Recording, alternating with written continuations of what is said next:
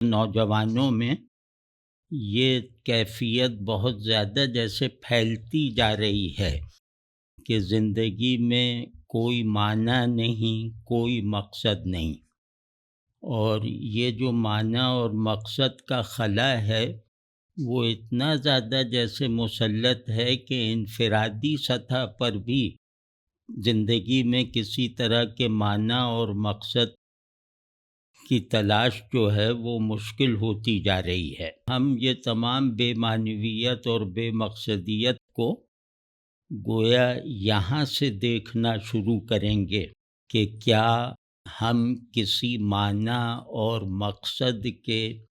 لاشعوری طور پر بھی حامل رہ گئے ہیں۔ دوسرا سوال ہے جو اس سے زیادہ شدید اور زیادہ سمجھیں پریگمیٹک ہے، اسے ٹیسٹ کیا جا سکتا ہے۔ کیا ہم میں معنی اور مقصد کی طلب رہ گئی ہے؟ کیا ہمیں زندگی کا میننگ لیس اور پرپز لیس ہونا وہ تنگ کرتا ہے، وہ ڈراتا ہے، وہ اپنے آپ اپنے اندر موجود خلا کو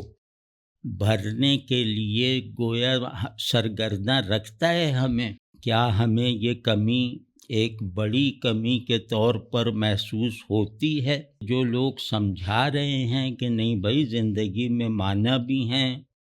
اور اس کا ایک مقصد بھی ہے، زندگی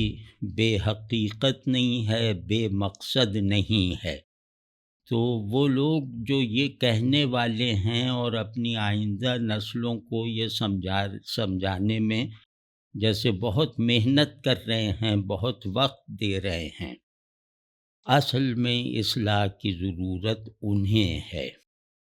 یعنی یہ ایسا ہی ہے کہ جہاں دوا کی ضرورت نہیں تھی وہاں لوگوں کو مریض بنا کر انہیں زبردستی دواؤں کا نسخہ تھمانا، اور دوائیں بھی وہ ہیں جو نقلی ہیں، جن کے اصلی اجزاء خود معالجوں کے پاس نہیں ہیں، خود دوا بنانے والوں کے پاس نہیں ہیں۔ تو جیسا میں سینئرز میں ہوں تو میرے لیے بھی بہت اداسی اور افسردگی جیسے لگتا ہے کہ یہ تقدیر میں لکھ دی گئی ہے۔ میں بھی ایسی ہی اداسی اور ڈپریشن سے گزرتا چلا آ رہا ہوں،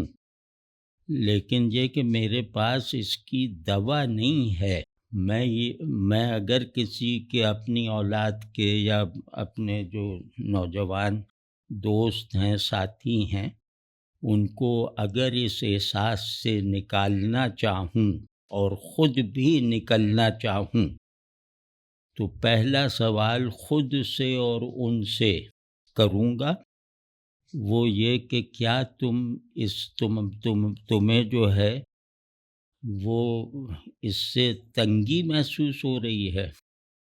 کیا یہ خلا تمہیں ڈراتا ہے؟ یہ جو اداسی یا جو بھی یہ ایگونی، اینگوش، یہ بے شناختی کا سا تجربہ اور احساس، یہ تمہیں ہے یہاں تک تو ٹھیک ہے، لیکن ایسا ہونا تمہیں تکلیف دیتا ہے؟ کیا تم واقعی چاہتے ہو کہ اس خلا سے باہر نکلو؟ تو جیسے ہی یہ سوال میں اپنے آپ سے کرتا ہوں تو میرے حصے کا خلا الگ ہے، اور جو مخاطب ہیں لڑکے اور نوجوان ان کا خلا الگ ہے، لیکن یہ کہ میرے خلا میں دھواں بھرا ہوا ہے، ان کے خلا میں کم از کم دھواں نہیں بھرا ہوا۔ تو میرا خلا جو مجھے تنگ کرتا ہے وہ اس دھوئیں کی وجہ سے تنگ کرتا ہے۔ میرے ذہن میں اس خلا کو بھرنے کا کوئی اور اسکیم نہیں آتی، صرف اتنا میں چاہتا ہوں کہ میرا یہ خلا خالص ہو جائے، یعنی اس میں جو دھواں بھرا ہوا ہے یہ تنگ کر رہا ہے۔ تو اس دھوئیں کو نکال دو اور اس خلا کو واقعی اصلی صورت میں لے آؤ تو مجھے قبول ہے۔ یہ حال ہے ہماری نصیحت کرنے والی کلاسز کا، یا اپنے چھوٹوں کی رہنمائی کی ذمہ داری زبردستی لینے والے سینئرز کا، وہ چاہے کسی بھی شعبے میں ہوں، چاہے وہ استاد کی حیثیت سے ہوں، چاہے افسر کے مرتبے پر ہوں، چاہے پیر ہوں، چاہے مفتی ہوں، چاہے مبلغ ہوں، چاہے نفسیات داں ہوں، سب اپنے اپنے خلا کو زینت دینے میں مصروف ہیں۔ یعنی ناصحین کی میں بات کر رہا ہوں، مجھ ایسے لوگ، کہ ہم اس دھوئیں کو جس سے خود کو بچانا چاہتے ہیں، اس دھوئیں کو اپنی اگلی نسل کے باطن میں داخل کرنا چاہتے ہیں۔ تو جو دھواں خود ہمیں تنگ کر رہا ہے، جو ہماری آنکھوں میں جلن اور تنفس میں رکاوٹ پیدا کر رہا ہے، گلے میں خراش ڈال رہا ہے،